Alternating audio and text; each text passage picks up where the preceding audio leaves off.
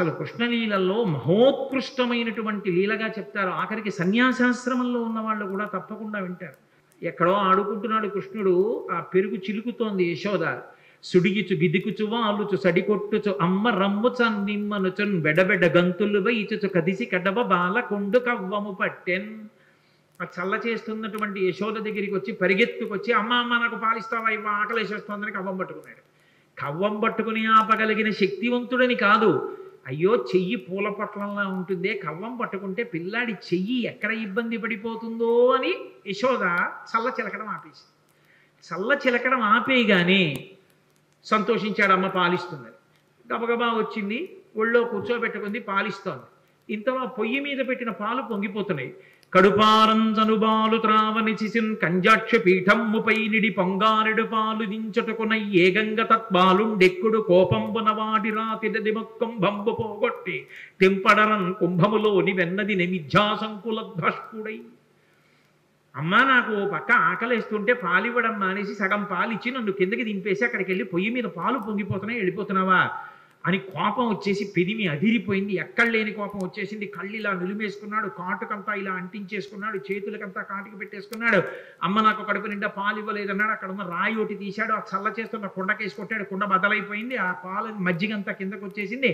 ఆ వెన్నముద్ద ఇలా అరిచేతిలోకి తీసుకున్నాడు. ఆ వెన్నముద్ద పట్టుకుని అక్కడి నుంచి బయలుదేరి అమ్మ అక్కడ పాలు దింపి వెనక్కి వచ్చి ఎక్కడ తనని పట్టుకుంటుందో అని మెల్లిగా బయటికి వెళ్ళిపోయి ఓ రావులో ఒకటి తిరగేసి ఆ గోడ మీద ఉన్న ఓ కోతికి పెడుతుంటే అమ్మ పాలు దింపిటి వచ్చింది. కుండ బద్దలైపోయింది, వెన్నంతా కింద పడిపోయింది, మజ్జిగంతా కారిపోయింది. అదే నీళ్ళల్లా ఓ గుడ్డేసి వత్తడానికి ఉండదు, మజ్జిగ కాలు జారిపోతుంది. మళ్ళీ ఏ పిండో తీసుకొచ్చి వత్తాలి అదంతా. లాలనమున బహుదోషములు లింప్రాపించు తాడనోపాయములన్ చాలా గుణంబులు కలుగును తాడనంబె బాలు రకును పద్యంబరయన్. ఈ పిల్లాడిని అల్లరి చేస్తుంటే ఫోన్ లేని ఊరుకుంటుంటే వింటలేదు, ఇవాళ కట్టేస్తాను కొట్టేస్తాను అని ఏడురా వీడని చెప్పి చూసింది. అంత తొందరగా ఏం దొరుకుతాడేమిటి, పెద్ద యుద్ధానికి వెళ్ళేదానిలా చీర తీసింది, పైకి కొంగు దోపింది, ఈ కొంగు తీసింది, ఇలా చుట్టూ తిప్పింది, గట్టిగా కట్టుకుంది. ఆ జడ తీసింది, ఇలా చుట్టూ ముడేసుకుంది, పూలు గట్టిగా పెట్టుకుంది, ఆ పమిట తీసింది, గట్టిగా పెట్టుకుంది. ఇక కొడుకుని పట్టుకోవడానికి పరిగెడుతుందనమాట. ఆయన అమ్మ ఎక్కడ వస్తుందో అని అనుమానం ఆయనకి ఉంది. ఓ పక్క కోతికి పెడుతున్నాడు కానీ దొంగేడు పేడుస్తూ అమ్మ నువ్వు నాకు కడుపు నిండా పాలు ఇవ్వలేదమ్మా, మధ్యలో వెళ్ళిపోయావమ్మా అంటున్నాడు. వెనక్కి చూసుకుంటున్నాడు. చూశాడు, అమ్మ వచ్చేసిందని చూసి చూడడం ఏమిటి, రోలు మించి దూకేశాడు. స్తంభాదికంబులు తనకు వడ్డంబైన అట్టట్టునని పట్టువని వీని ఈ తప్పు సైరింపు జింక దొంగిల బోధునేనని ముని ముట్ట నిడ్చువాని కాటుక నిరయంగ కందులు నిలుముచు వెడలు కన్నీటితో వగచువాని ఏ దశ వచ్చునో ఇదియని పలుమార్లు సురుగుచు క్రీగంట చూచువాని గుడబారి పట్టుకొని వెర్రపుచు చిన్నిదో వెన్న దొంగ చిక్కెననుచు పొట్ట చేతులాడక పూబోడి కరుణతోడ బాలు కట్టదలచే. అదంతా ఎక్కడ చూసినా స్తంభాలే. ఆ ఇల్లంతా పూర్వకాలపు ఇల్లు కదూ. ఆ స్తంభాల చాటుకి వెళ్ళి దాక్కుంటున్నాడు. ఇటు వస్తే దొరకడు, అటు వస్తే దొరకడు. ఎక్కడ చూసినా స్తంభాలు. ఎట్నుంచి ఏ స్తంభం చాటుకి వెళ్ళిపోతాడో తెలియదు. ఏదో విరాటపర్వంలో తిక్కన గారు అంటారు, ఆ నర్తనశాల ఎక్కడ చూసినా స్తంభాలే. ద్వాంతాకారిత కుంజకుట్టె మఘన స్తంభావళీ రూపమున్ ప్రాంతాది ప్రవిభాగ భోగ నిలయ ప్రజ్వారమున్ కాతరస్వంతత్రాసకరంబునై దురభివేశంబైన ఆలోరు నిశ్చితుడై సతికేలు పట్టుకొని చొచ్చన్ భీముడు అత్యుగ్రతన్ అంటారు. అలా అన్ని స్తంభాలతో ఉన్నటువంటి ఆ ప్రాంగణంలో అమ్మ వెనక బరిగెడుతోంది, ముందు కృష్ణుడు బరిగెడుతున్నాడు. ఆ స్తంభాల చాటికి వెళ్ళిపోతున్నాడు, నిశ్శబ్దంగా నించుంటాడు. అమ్మ పరిగెత్తి ఆయాస పడిపోయి ఇలా చెమట్లు కారిపోతూ ఏడి పిల్లాడని చెప్పి ఇలా చూస్తుంటే ఏమీ తెలియని వాళ్ళ ఇలా కన్ను నులిమేసుకుంటూ దొంగేడు పేడుస్తూ దాని పక్క నుంచి ముఖం ఒకటి బయట పెట్టి అమ్మ నన్ను కొట్టకమ్మా, నన్ను పట్టుకోకమ్మా, నేను ఇంకెక్కడికి దొంగతనానికి వెళ్ళనమ్మా, వెన్న పట్టరానమ్మా అడిగిందా అమ్మ ఇవన్నీ. అప్పుడు తన దొంగతనాలన్నీ ఒప్పుకుని దొంగేడుకు మొదలెట్టాడు. పాపం పరిగెడుతోంది, ఆయన దొరకడు. ఆఖరికి చూశాడు ఒడల చెమటల గయ నుత్తరీయము జార తిరుముకున్న విగులు నెలజార పట్టరాని తనను పట్టెదనని చింత కట్టుకున్న తల్లి కరుణ చూచి. అయ్యో పాపం అమ్మ కట్టుకున్నటువంటి ఆ చీర జారిపోతోంది, పమిట జారిపోతోంది, పెట్టుకున్న పువ్వులు పడిపోతున్నాయి, ఆ కొప్పు వీడిపోతోంది, ఒళ్ళు చెమట పట్టేసింది. పిచ్చమ్మ నన్ను పట్టుకోవాలనుకుంటోంది. నన్ను పట్టుకోవాలనుకున్న వాళ్ళకి పట్టుబడేవాడినా, నేను పట్టుబడేవాడిని కానని తెలియక పరిగెడుతున్న అమ్మకి నేను చిక్కిపోవాలనుకుని చిక్కిపోయాడు. చిక్కడు సిరికౌగిటిలో చిక్కడు సన కాదు యోగి చిత్తాబ్జములన్ చిక్కడు శృతిలతి కావడి చిక్కెనతడు లీల తల్లి చేతన్ రోలన్.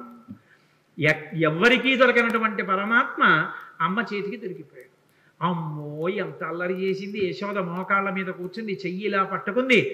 ఏమిట్రా పట్టిన పట్టుబడని నన్ను పట్టెదనని పట్టుకొనిన పట్టుట బట్టే పట్టుబడు వండ్రు పట్టి పట్టెదనని పట్టు నాకు కాకపరులకు వశమేంది. గోపకాంతలందరూ చూస్తున్నారు.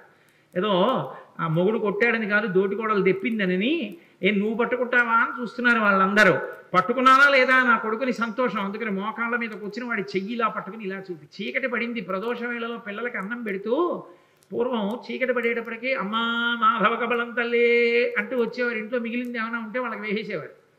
వాళ్ళు ఆ పిలుపు అది వాళ్ళ రూపం కొంచెం భయంకరంగా ఉండదు. కర్ర పట్టుకుని సాయంకాలం వేళ కుక్కలు వెంటపడతాయని ఓ సిల్వర్ బళ్ళం పట్టుకుని వస్తుండేవారు ఇంటి ముందుకి. అమ్మా మాధవ కమలం తల్లే అన్నాడు. అప్పుడే చెప్పింది, ఒరే అన్నం తినరా అని ఆ కథ చెప్పి ఈ కథ చెప్పి నోట్లో అన్నం పెడదాం అంటే అని పెట్టి కూర్చున్నాడు. తింటలేదు అన్నం. కోపం వచ్చి అంది యశోద, భిక్షులు ఒత్తురు ఎచ్చిన భిక్షాపత్రమున వేచి బెగడించి నిన్ను శిక్షింతురని చెప్పిన భిక్షులకని తల్లి కనియు భీతిల్లు నృపా. అవునరా, నేను పిలిచి ముద్దుగా చక్కగా గోరుముద్దలు కలిపి వెన్న అన్నం పెడితే ఎందుకు తింటావు? కాసేపు ఆగి ముష్టి వాళ్ళు వస్తారు, అమ్మా మాధవ కబలం తల్లి అంటారు. నిన్ను తీసుకెళ్ళి వాడి పాత్రలో పారేస్తాడు. వాడు అందులో పెట్టి మూత పెట్టి నిన్ను పట్టుకుపోతాడు. వాళ్ళు ఊరి చివర రావి చెట్టు కింద కూర్చుంటారు బాగా చీకటి పడ్డాక. అప్పుడు మూత ఇస్తారు, నిన్ను అక్కడ కూర్చోమంటారు.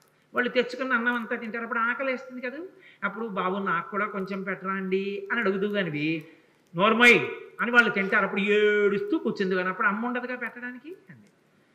అలా చూస్తున్నాడు. ఈలోగా నిజంగా ఎవడో వచ్చి అమ్మ మాధవ కబలం తల్లి అన్నాడు. ఏదో పట్టుకెళ్ళి వేద్దామని పాపం వాడు అటు తిరిగింది. వెనక నుంచి వచ్చి అమ్మని గట్టిగా పట్టేసుకుని రెండు కాళ్ళ మధ్యలో తలపెట్టేసి అమ్మ అమ్మ నన్ను వేసేయకమ్మా మాధవ కబలం తల్లి అంటూ వచ్చిన బిచ్చగాడికి వేసేయకమ్మా అన్నాడు.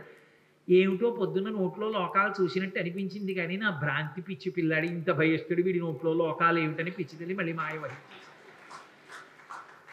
కన్యం కుడుపుతూ పాలు తాగుతుండేవాడు మళ్ళీ విశ్వరూప సందర్శనం చేయించాడు తల్లికి. అసలు నిజంగా యశోద ఆడుకున్న ఆటలు విన్న పరీక్షిత్తు గుండెలు బాధేసుకున్నాడు. జగదీశ్వరునకు చన్నిచ్చు తల్లిగా ఏమి నోము నోచెయ్యి యశోద, పుత్రుడంచు అతని పోషించు తండ్రిగా నందుడేమి చేసే నందితాత్మ అని అడిగాడు. ఏమిటి లోకాలని పరిపాలించగలిగినటువంటి పరమేశ్వరుడికి తీసుకెళ్ళి నా కొడుకుని చెప్పి పాలివ్వడమా? ఈ లోకాలన్నిటికీ ఇలా వేలు చూపించగలిగిన పరమాత్మకి నందుడు వస్తుంటే భయం భయంగా నక్కి నించోడమా? ఆయన చెప్పులు ఇప్పితే తీసి పక్కన పెట్టడమా? నాన్నగారండి నాన్నగారండి అని మంచినీళ్ళు తెచ్చి ఇవ్వడమా? ఏరా అంటే నాన్నగారండి ఆవుల్ని తీసుకొచ్చాను అని భయం భయంగా చెప్పడమా? ఏం పుణ్యం చేశారయా వీళ్ళిద్దరూ అంటే ధరాద్రోణుల వృత్తాంతం చెప్పవలసి వచ్చింది సుఖబ్రహ్మ. మహానుభావుడు కృష్ణ భగవానుడి లీలలు ఎన్ని లీలలండి, కళ్ళకి కట్టినట్టు వర్ణించారు. నేను ఇన్ని లీలలు ఎందుకు తలకొట్టుకు చెప్తున్నానంటే కృష్ణావతారంలో కృష్ణలీలలు వింటే మనసు మీద దాని ప్రభావం ఉంటుంది అని ఓ వాక్యం చెప్తే దాని అర్థం ఏమిటో బాగా ఆవిష్కరించిన వాడిని కాకుండా పోతానని. అవి వింటున్నప్పుడు మన మనసులో కృష్ణ పరమాత్మ యొక్క ముద్ర ఎలా పడుతుంది, ఆ లీలల వలన మనకి ఎంత ప్రయోజనాన్ని చేకూర్చాలని చేశాడన్న దానికోసం నేను ఈ లీలల్ని ఆవిష్కరించడం జరిగింది.